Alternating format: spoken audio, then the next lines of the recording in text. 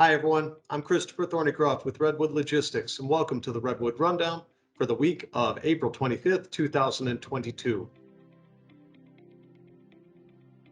Last week, when we took a look at the outbound tender volume index, we said that declining outbound tender volume index, or at least the decline to the degree that we saw last week, was being generated by Good Friday and the Easter holiday way more than it was the actual market condition. So this week, it reflects that as it stands at 12,469, a significant uptick from where we were last week.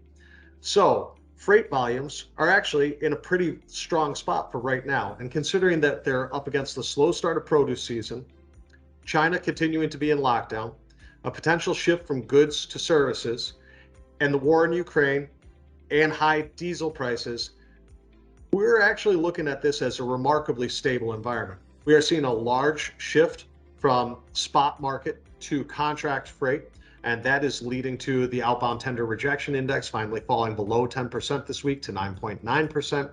But now we would expect to see a little of the opposite, as we could probably see some freight move from that contract side into that spot side as shippers start to get a little bit eager to test that spot market out and see what they can do versus their contract spend. One of the things that we're seeing that's coming up really in the short term is this end of month to April, which typically doesn't have much of a bump. But this end of month to April also has the Eid holiday. The Eid holiday, which represents the breaking of the fast and the end of Ramadan, takes place on Monday evening on May 2nd, and lasts through Tuesday, May 3rd evening. It is likely that there are going to be drivers that are going to extend their holidays, as we've seen extended holidays for every holiday so far in 2022 and the back end of 2021. With this holiday, there are some specific markets that we think could be impacted. Some of the markets the Eid holiday could impact would be Dallas, Houston, Minnesota, Des Moines, Iowa, Bowling Green, Kentucky, New Jersey, St. Louis. It'll be interesting to see how this plays out, because if this holiday is enough to flip markets from oversupplied to undersupplied, or in markets such as Houston, as Dallas, from undersupplied to severely undersupplied, that doesn't bode well for what will happen with the road check market, Memorial Day market, etc.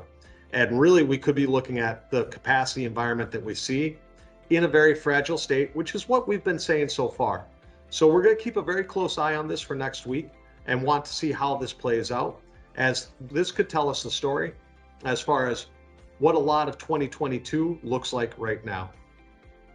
That's all we have for this week. Please take care, stay informed. I'm Christopher Thornycroft. Have yourself a good night. Thank you very much.